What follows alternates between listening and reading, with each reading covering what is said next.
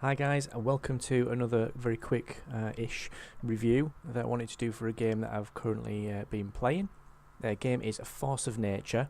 Now I've only got about 8 or 9 hours into this game. It's been on my watch list on Steam for about a year. It's always piqued my interest. I'm a big lover in resource management and technology trees and farming and stuff like that, and survival games and crafting. So it's always kind of been there, but there's always been something holding me back. And it's only ever been about £5 or £6 for all this time, but it just never piqued my interest enough to spend that little money on it. And I watched something on YouTube, a quick review or something a couple of weeks ago, and I thought, do you know what? I'm going to try that. And I am so glad I did. I really do like this game. I know I will say that about pretty much every game I play, but I really do like it. I like the resource management aspect. I mean, you really do have to work for everything that you get. So you start on a beach with pretty much nothing, and you have to build everything from scratch. Now, initially, you only have your bare hands until you start to build other things. But the great thing is, everything in the environment is destructible, and you get something for it. So you've got coconut trees here. You know, you spend a bit of time, you chop down a coconut tree, and you get some logs, some palm fronds, and some coconuts. You pick all those up and they go into your inventory. These bushes here give you palm fronds. These bushes here give you sticks. We've got banana trees over there, obviously give you bananas. Now, like I said, I'm 8 or 9 hours in, so I've got a little bit of a setup going on. But everything that you do, like I say, you really do have to work for. So just to get your very basic things going, you've got a bonfire, and everything has a recipe section that you can craft things with. So the crafting section, basically. But every single new building has almost a new crafting section. So the bonfires, glowing embers, just to make a glowing ember or 3 glowing ember, you need 1 stick. So that's pretty good. Tips on ingredients, it tells you where you can get your ingredients from. So you glowing embers, you make sticks, you select that, I want to make, let's make 15 glowing embers. Okay, and it starts going. This is what you've got queued, and when it's finished, when this goes, it goes, and it shows you here what percentage of time you've got left. Now your glowing embers are then used in other items. So you make your glowing embers, and you've got a coal smoker over here. So this is where you make coal. So we want to make some coal, and we need a stick, and we need a glowing ember to make coal. We can't, obviously, because we've got no glowing embers at the minute. But you need coal to then go in your blast furnace.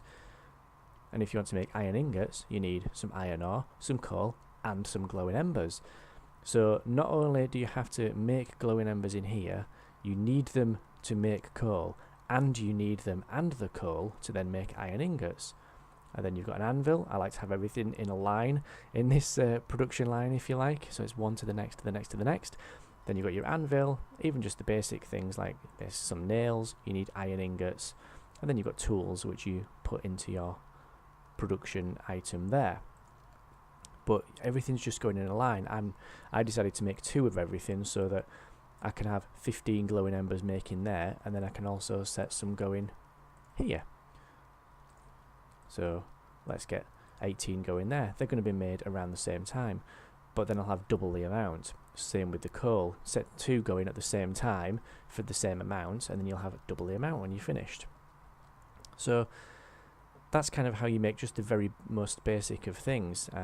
Everything else you collect yourself. You look in your inventory, or in my inventory here, like I said, I've got bananas. Bananas are good to replenish your stamina. So you get plus 18 stamina in 20 seconds. Your stamina, whether you clocked it or not, whenever you do any actions, like chopping down trees, your stamina goes down. Only goes down a little bit, as you saw then, down here. So it's only gone down a tiny little amount, but if you are doing lots of actions, one after the other, chopping down lots of trees, doing digging, etc., it goes down quite fast. So you can make food or find food, which increases your stamina, and similarly with your health. your health and your stamina do go up naturally over time, but pretty slowly, especially your health. So you can, when you finally get round to it, build a cooking station like I've got here, cooking table, and you can make lots of things. You can make fried meat. For fried meat you need some meat. Now I do have some meat because I've killed some wild boars recently, so 3 of those and it sets off going. Okay, and your fried meat will give you 25 health over 25 seconds. The good thing is, one of the things that I like about this is when you do eat something, you get like a cooldown for food, which will appear down here where my cursor is. I'll show you in a moment. And it means that you can't just constantly eat to replenish your health all the time. So if you're in the middle of a big fight, you're going to have to pick the right things to eat at the right time and be on the ball, to make sure that you are controlling yourself properly, controlling your health and your stamina.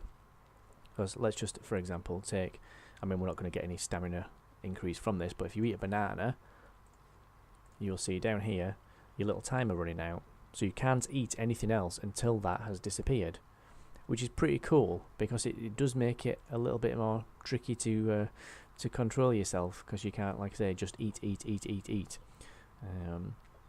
But anyway, so these things over here are cooking away nicely. Like I say, there'll be some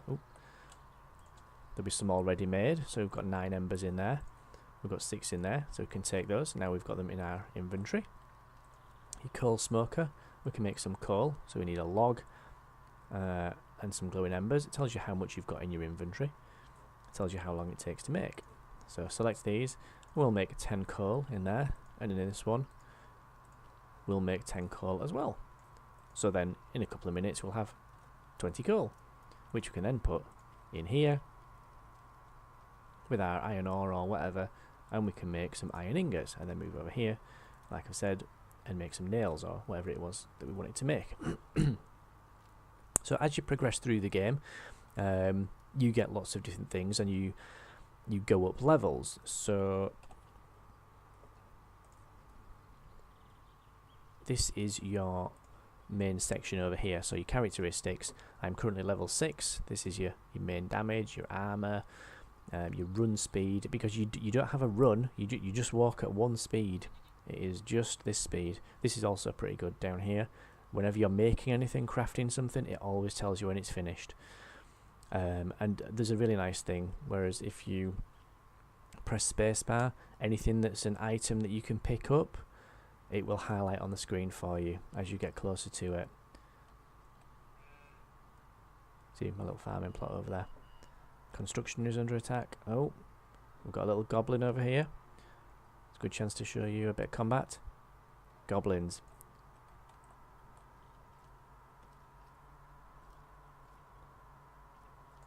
Combat fairly straightforward. Pick up the little coin that they leave there. Fairly straightforward. The item that I've got to attack with, which is my stone studded cudgel, which I made, it means that you can move about while you are swinging it. And I think there is a mace, which you can't, but it does slightly more damage, because apparently with this you can dodge. I don't know whether it does actually deflect any damage or not, moving about like this, running around things that you're attacking, because I don't think it does. I seem to get hit just as much when I'm running about as I do if I'm just stood right in front of the thing. But anyway, I digress as usual. So, as you're going through, this is your characteristics, tells you all about it, your health and stuff, and every level that you go up, you get better characteristics. So you look here and it shows you the things that you need to get to the next level. So you must, for this next level, I need to have found a piece of the Force of Nature, which is a quest that I'm currently on. And I also need to have 10 pelts, 10 claws, 10 fangs, and 5 gold ingots. So you do need to do quite a lot to get to the next level. And until you get to that next level, you cannot open up extra crafting items. Sorry, let's go into here. So we've got our build menu here for constructions, and these are all the things that we can make. So barrels, huts, etc, etc. Tailor table, altars, hovels, apiaries, etc. required level 7. So I cannot build a tailor table until I get to level 7. I am presuming a tailor table is where I can make things like a hat, gloves, boots to give me better protection. I am also presuming, where are we? Let's get to our anvil over here. This is where we make some of our weapons. So your anvil, we've got your items that are needed for chopping down trees and digging and stuff like that. So pickaxe used for mining rocks,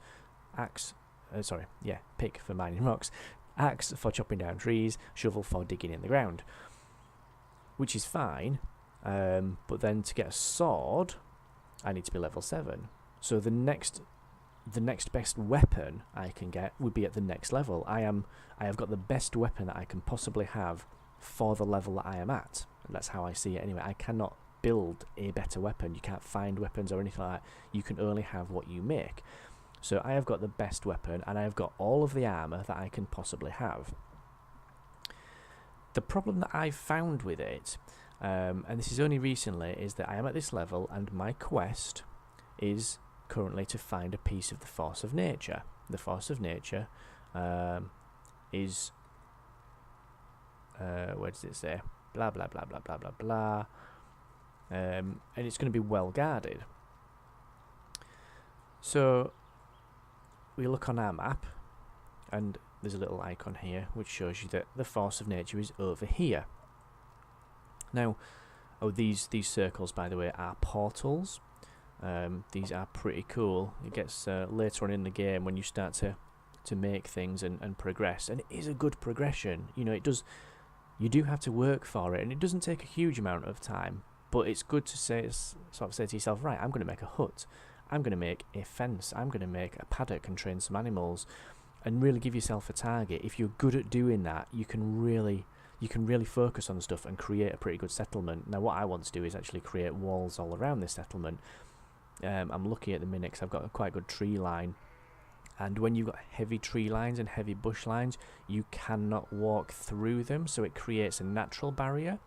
Although when the trees are spaced apart, you can get through. But then you get to sunflower patches and bushes, and again, it's a natural barrier.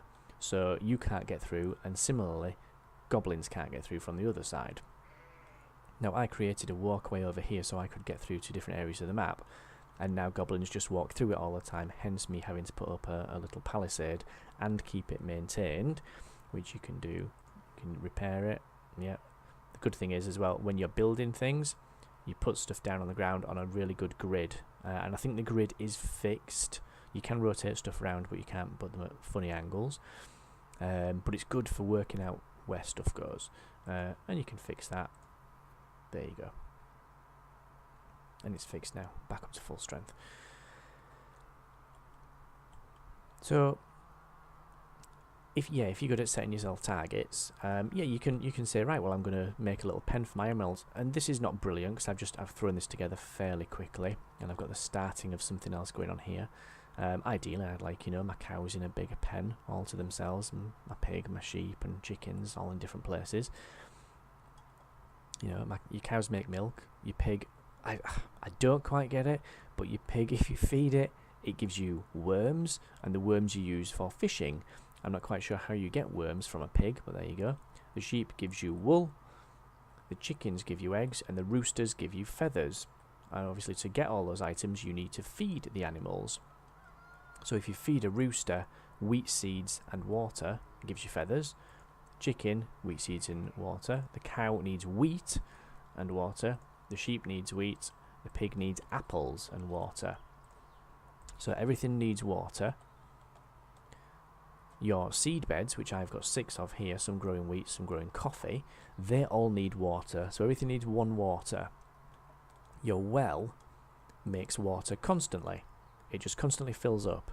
But once it gets to 6, it stops. That is its limit. So if you don't collect it, you'll only ever have 6 in the well. So every time you want to feed something, for example, I have got 4, 5, 6, 7, 8 animals there. 9, 10, 11, 12, 13, 14. 14 things that I need water for just to do that. I've got 2 wells, so I can only have a maximum of 12 water, really. So you've kind of got to be on top of it, and you if you take it out, you can obviously put it into a storage area and keep it safe. And you also need water for other things like cooking. Anyway, I digressed again. Sorry. So when you make things later on in the game, you get to a point where you want to do more adventuring and go around the map looking for ore and stuff like that, and get mining and things. So you make these portals, and the portals, you've got a radius on them, so you cannot place another portal within the radius of the last one. So this is the first one I started off. I popped one over here. What I tend to do is pop one just outside the radius, so you don't have to walk too far to get to the first one.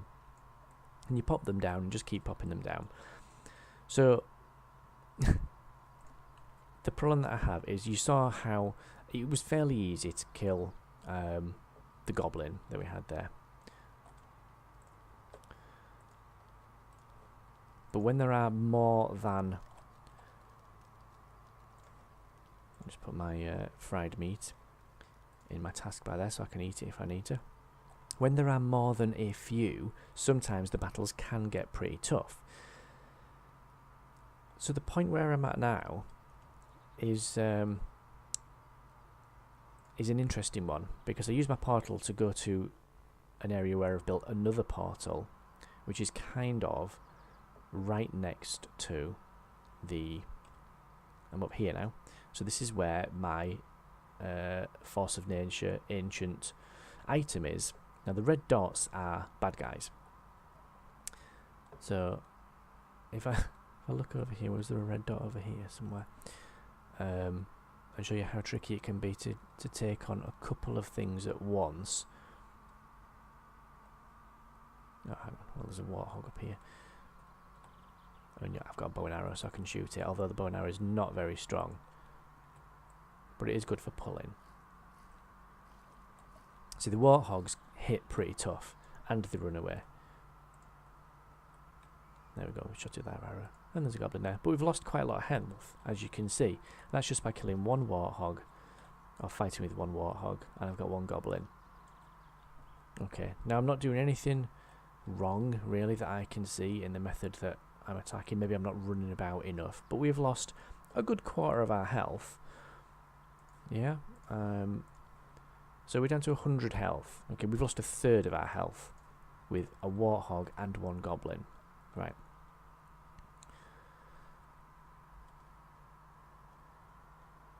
If I'll be able to reach you there. I don't think I can. It's a lovely looking game as well, by the way. I know the graphics are not the best in the world, but it is really nicely made. Oh, and so that you don't get completely caught out by things, this happens, the trees disappear, so that you can always see your character. I really like that. I know it looks a bit kind of blocky and weird, but I love the fact that you can always see what you're doing. You're never obscured.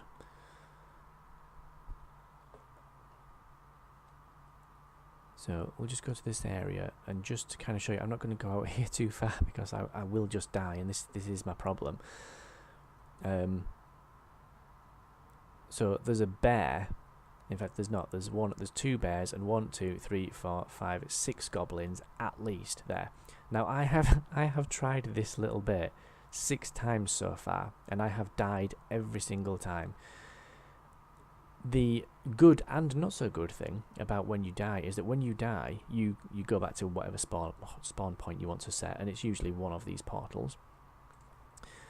So you spawn back at your base, for example, but you lose a shitload of stuff, and I don't know how it's worked out. It's a percentage of what you're carrying, but if, like me, you're carrying loads of stuff, you will lose quite a lot of that stuff, and sometimes it'll be things that are really hard to make, like my fried meat. Fair enough, it wasn't hard to make, but to get the fried meat I had to kill 3 warthogs and get the meat from it, or foxes, or something like that, and then cook it, you know. Or it could be my loaf of bread. So the last time I died, I lost several loaves of bread. Now the loaves of bread themselves, you need 2 flour, 1 egg and 1 water for a loaf of bread. Doesn't sound like much, but for flour you need wheat. So you need to grow the wheat first, for which you need water, watch it grow, and take it. So flour, eggs and wheat. The eggs you get from the chickens, which you need water, wait for it to grow. So everything sort of takes time, and it's down a line in a production scale, so it does take a long time. And things like cheese, which is absolutely brilliant, needs milk and butter. Milk, you get milk from cows, you get butter from milk. So you can make 2 types of butter.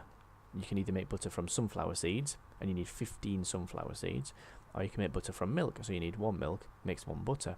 But then obviously you need the milk and butter to make cheese. So everything takes a long time to get, and if you then suddenly go out, you go into a battle, you're fighting and fighting and fighting, you're using your food, so you'd be like clicking on here to use your food so that you can get your health back. But the thing is, you won't even get that health back in 25 seconds, because sometimes you won't even last 25 seconds, and they are knocking off more health, especially if you've got 2 bears and 3 goblins attacking you at the same time. They're just knocking off too much health, so you can never recoup. And like I say, I've died so many times and lost so much stuff. And I don't see a way to do it better. Now, I've read on Steam that people are saying, well, use your bow and arrow and, kite them from afar, pull 1 mob at once, I don't know whether it should be that difficult. I mean, it is really hard. Whether they should space them out a little bit more. The thing is, I can do absolutely nothing at this level to get any stronger than I am at all. I could play 100 hours on this game and never have a better weapon or more armor or be better kitted out to attack those goblins and bears than I am right now, because at this level I cannot physically get any more stuff. So it is just down to my skill. Now, I'm obviously shit and I can't kill those bad guys. So this was me last night thinking, do I just stop playing now? I mean, I've died a lot trying to get that, but without that Force of Nature special piece, I cannot progress any further in the game. So, well, certainly not level-wise. I can spend all the time I want making up my base and building fences and some more huts and things like that. But ultimately, it won't be progressing me in the game at all until I defeat those goblins and bears. And I can't do that at the moment. There's a couple of people on Steam that have said they've had no problems with it whatsoever, and it's really, really easy, and they didn't understand anybody having an issue with it. But I found it really hard. Maybe I'm coming at it from the wrong angle, from the wrong direction. But they all just seem to pull together. When you pull one, you pull them all, or I seem to do anyway, even if you inch forward a tiny bit. But that's my big gripe with it currently. The rest of it, I absolutely love. It is brilliant. Like I said, I love resource management, and I like having to work for the outcome, and I like the production chain. So I like the fact that you need a shovel to dig here, and you get soil, and worms pop up sometimes, so you dig your soil, and if you go over to this area and do the same digging, you get sand, big lumps of sand jump up, so you collect sand. And if you go over to the orangey areas, like around here, move out goat, you get clay jumps up. And you need all of these things to build stuff. And you know what? You do need a lot of some things to build a lot of some things. Sometimes it's the simplest things, and it does take a long time, because to make nails, to make 10 nails, you need an iron ingot. Doesn't sound like a lot, but to get an iron ingot, you need 2 pieces of iron, 5 pieces of coal, and 3 glowing embers, like we've discussed. And to get the coal, you need to do all that. To get the glowing embers, you need to do all that. And you need to go out and mine iron from rocks that you see in the wilderness. It all takes quite a lot of time, but it is quite rewarding, because you have a little production chain going. So it's good to, like if I wanted to build myself, well, what am I going to build myself now? Actually, I think I'll build myself another hut to put stuff in. I need 15 stone, 15 logs, 20 nails, 50 clay, and 40 palm leaves. Obviously, palm leaves come from just chopping down trees, but that's quite time consuming. Clay comes from digging up the clay, but it's quite time consuming. 20 nails. Obviously, you need to do everything that we've just mentioned. 15 logs is chopping down trees, 15 stone is chopping down rocks. So everything takes quite a lot. Barrels and chests. 20 planks of wood, which is fine, it's from logs, but then you need 2 ingots, and obviously everything that goes before the ingots to make the ingots, and then you also need 20 nails. So on top of the 2 ingots that you need just to be ingots, you also need 2 ingots spare to make nails from. So everything is very, very time consuming and resource consuming, but I absolutely love it. It's one of the best games that I've played that has a really clear resource and production tree. It's very engrossing, very engaging. And even all these things down here, I've got hydrangeas and mushrooms and things that I've picked up, and I can see in some of the menu options in the recipes, for example in the cooking table, down here there's various different powders. Fly agaric powder. I don't know what it does. Not a clue, but I'm sure I will find out. But you need 4 of them for it, and I've got them lying around here. So once I get to a higher level, if I ever get there, I'll find that out. But on the whole, I am loving this game. Like I say, I'm only 8 or 9 hours into it. I've built a fairly simple, ramshackle little shed place going on, little home for myself, chopped down some trees and all the rest of it. But I am really enjoying it, apart from not being able to kill the bad guys. Now, if anybody's got any comments on how to do that well and how to actually get past that section, please feel free. Please, please let me know how to do it. I did read somewhere that there's a bit of a an exploit where you can save just before you die, and then when you reload, various different things, you won't lose all your stuff, and technically yes, you could empty out your inventory before you go and attack things, but why should you need to do that? You shouldn't, but you should be able to go and attack stuff and have a fair fight, a tough fight, yes, but a fair one. I don't know, maybe it's just me, maybe I'm just absolutely crap. So I'm going to leave it there. I know it wasn't much of a review and much of a let's play or anything like that, but I just wanted to share my thoughts. It's a game that, like I say, 8 or 9 hours in. I only got it this week. I am absolutely loving it. I don't know, maybe I'll start again, maybe I'll try and do something a little bit differently. If anybody wants me to do a let's play, let me know, stick it in the comments, hit the like button, hit subscribe if you want to see more, and we'll take it from here. Alright, but until next time, fingers crossed I might go and brave some more goblins, and I'll see you on the next video. Thanks very much. Bye-bye.